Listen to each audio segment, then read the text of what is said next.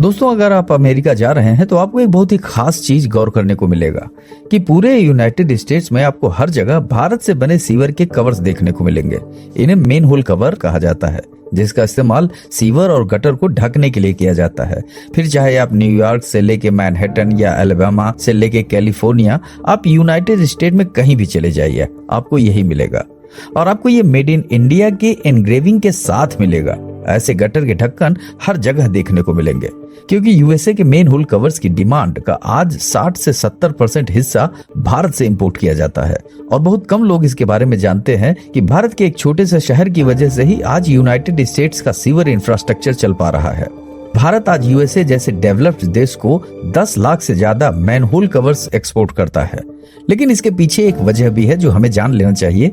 देखिए, भारत में mainly haematite और मैग्नेटाइट टाइप के आयरन ओर ही होते हैं, जिनमें हेमेटाइट सबसे ज्यादा होता है और इसमें लोहे की मात्रा लगभग 60 से 70% होती है।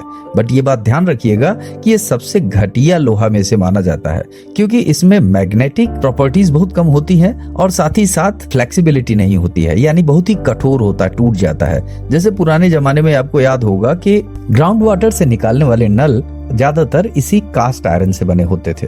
हाँ जी हाँ, ऐसे हेमेटाइट से बने लोहे को हम आमतौर पर कास्ट आयरन कहते हैं, जो बिल्कुल लचीला नहीं होता है और अक्सर टूट जाया करता है। लेकिन इसका काम भी बहुत ज्यादा है, क्योंकि ये शुद्ध लोहा नहीं होता है, इसलिए इसमें जंग भी बहुत कम लगती है और ये फर्नेस यानी कि आग की भट्टियों और जैसे चीजों में काम आता है। हाँ, बस कमी यही है कि ये फ्लेक्सिबल नहीं होता, लचीला नहीं होता, क्योंकि लचीले आयरन को स्पंज आयरन कहते हैं और ये भारत में बहुत ही कम होता है। इसे एक्चुअली भारत में बाहर से इंपोर्ट किया जाता है। इसमें भी एक खास बात है कि ये हेमेटाइट 60 से 70% लोहे वाला तो होता है और इसे लाल भूरा अयस्क भी कहते हैं। और इसका सबसे ज्यादा प्रोडक्शन उड़ीसा, झारखंड और छत्तीसगढ़ में होता है, जिसका मेनली यूज इंफ्रास्ट्रक्चर, ऑटोमोबाइल और मशीनरी में किया जाता है। चूंकि ये स्पंज आयरन नहीं है, मुड़ने में दिक्कत होती है, तो इसको ज्यादातर एक्सपोर्ट कर दिया जाता है, खासतौर पर चीन को, जो लगभग 90% निर्यात करता है। इसके बाद जापान, दक्षिण कोरिया, इंडोनेशिया और मलेशिया को ये आयरन और एक्सपोर्ट कर दिया जाता है। अब इससे समझिए कि 2025 में चीन को लगभग 11 मिलियन टन से ज्यादा ये आयरन एक्सपोर्ट किया गया था। लेकिन अमेरिका की बात करें तो अमेरिका डायरेक्ट ही फाइनल प्रोडक्ट के रूप में इसको भारत से इंपोर्ट करता है, जिनमें ये मेन होल भी शामिल है। दोस्तों, आज हम इसी टॉपिक पर बात करेंगे, लेकिन आगे बढ़ने से पहले मैं आपसे रिक्वेस्ट करूंगा कि आप हमें अपना सपोर्ट दें और वीडियो को लाइक करके ज्यादा से ज्यादा वीडियोस को शेयर करें, जिससे लोगों को इंडिया, जियोपॉलिटिक्स और टेक्नोलॉजी से रिलेटेड जानकारी मिल सके। खैर, आते हैं पॉइंट पर कि यूनाइटेड स्टेट्स के मैन्युफैक्चरर्स आज भी भारत में बने मेन होल कवर्स की वजह से परेशान है, क्योंकि उन्हें अपने ही सीवर्स को कवर करने के लिए यूनाइटेड स्टेट्स की सरकार से main whole covers majorly Bharat से इम्पोर्ट करती है। और यूएसए के मेन होल कवर मैन्युफैक्चरर्स का बिजनेस हावड़ा बेस्ड फैक्ट्रीज की वजह से ठप पड़ चुका है। अब इस जानकारी में आगे बढ़ने से पहले थोड़ा सा इसके इतिहास को समझ लेते हैं। देखिए, कोलकाता में हावड़ा में पहली बार 1781 में एक स्टील फाउंड्री सेटअप की गई थी। इस टाइम पर भारत में ब्रिटिशर्स का कंट्रोल था, लेकिन इसी वजह से फाउंड्री नहीं चल पाई और कुछ सालों के बाद ऑपरेशंस को बंद कर दिया गया। वहीं पर 1846 में फिर दोबारा एक बार फाउंड्री का गठन करके बर्ड एंड कॉर्पोरेशन ने भारत में काम शुरू किया। और इस बार अच्छी बात यह थी कि इस बार भारत में इंडस्ट्रियलाइजेशन की वजह से न केवल स्किल्ड लेबर आसानी से मिल सकती थी, बल्कि भारत में कोयले जैसे रॉ मटेरियल का प्रोडक्शन भी बढ़ चुका था, जैसे शिपिंग, कंस्ट्रक्शन, रेलवेज का एक्सपेंशन इस दौरान एक काफी बड़े लेवल पर शुरू हो चुका था और भारत में स्टील की डिमांड अब एक्सपोनेंशियली बढ़ने लगी थी।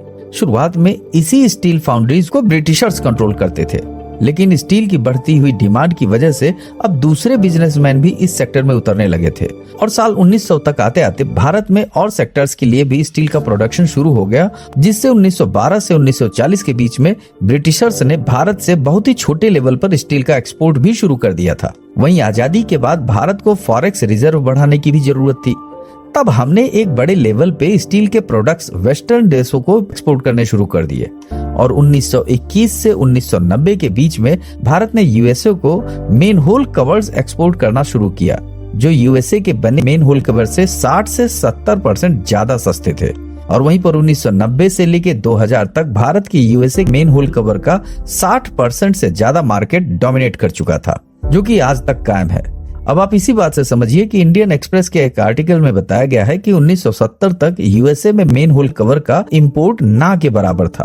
पर आज यूएसए की खुद की इंडस्ट्रीज अपने ही मार्केट में भारतीय एक्सपोर्ट की वजह से दम तोड़ने लगी है और यूएसए की सरकार आज चाह के भी कुछ नहीं कर पा रही है, क्योंकि भारत का आज 30% फाउंड्रीज वेस्ट बंगाल में बेस्ड है और ये 250 फाउंड्रीज न केवल यूएसए बल्कि यूरोप और सेंट्रल एशिया की स्टील डिमांड को भी बड़े लेवल पर पूरा करती हैं, जिनका यूज ज्यादातर ये फर्नेस वगैरह में भी करते हैं। दिलचस्प बात यह है कि एक अनुमान के मुताबिक पूरे यूनाइटेड स्टेट्स में 25 से 30 मिलियन यानी कि अराउंड 3 करोड़ मेन होल्स हैं और स्टील से बने एक मेन होल की उम्र लगभग 20 से 25 साल तक की होती है और हर साल यूएसए की म्युनिसिपल अथॉरिटीज तकरीबन 20 लाख से ज्यादा मेन होल्स रिप्लेस भी करती है। इसके अलावा नई कंस्ट्रक्शन साइट के लिए भी यूएसए को नए मेन होल कवर्स की जरूरत पड़ती ही रहती है, लेकिन पूरे डिमांड का एक काफी छोटा सा परसेंटेज भी यूएसए के ही मैन्युफैक्चरर्स द्वारा किया जाता है, क्योंकि अमेरिका में बने मेन होल कवर की कीमत लगभग 300 से 400 डॉलर की होती है। वहीं भारत में इस तरह के ढक्कनों की कीमत 80 से 200 डॉलर पर पीस के हिसाब से ही इंपोर्ट किया जाता है, वो भी शिपिंग कॉस्ट मिला के।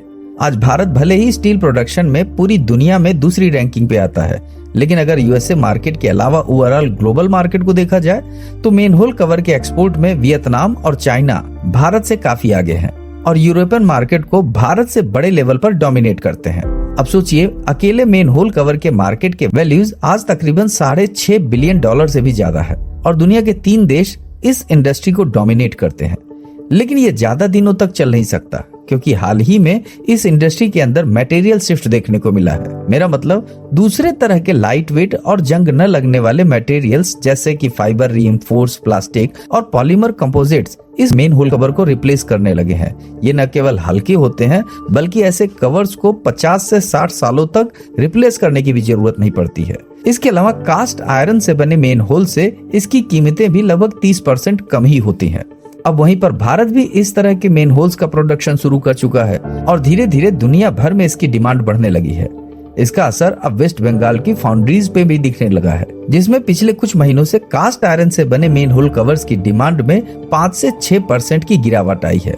लेकिन इसके मल्टीपल रीजंस भी हो सकते हैं, जैसे यूएसए ने कुछ महीनों में अपने मैन्युफैक्चरर्स को सपोर्ट करना शुरू कर दिया है और इसके अलावा दुनिया में चल रहे युद्ध की वजह से भी इस डिमांड पे असर पड़ सकता है। लेकिन यूएसए में भारतीय मेन होल कवर्स की डिमांड अभी कुछ सालों तक तो जरूर रहने वाली है, लेकिन टेक्नोलॉजी शिफ्ट को भी रुका नहीं जा सकता है। अब भैया आज नहीं तो कल आयरन को दूसरे पॉलीमर बेस मटेरियल यूएसए और बाकी देशों में रीपे जरूर करेंगे, इसलिए हमें इस सेक्टर में बड़े बदलाव और अपग्रेड की जरूरत है, जो न केवल टेक्नोलॉजीज को टक्कर दे बल्कि भारत को सिर्फ कॉस्ट एडवांटेज से उठाकर इनोवेशन और हाई वैल्यू मैन्युफैक्चरिंग का ग्लोबल लीडर बना दे। खैर, आपको ये वीडियो कैसा लगा प्लीज अपनी राय हमें कमेंट बॉक्स में जरूर दें और अगर ये वीडियो अच्छा लगा हो तो प्लीज लाइक, शेयर, सब्सक्राइब और हाइप करना बिल्कुल न भूलें। मिलते हैं अगले दिलचस्प वीडियो में, तब तक अपना ख्याल रखिए। जय हिंद।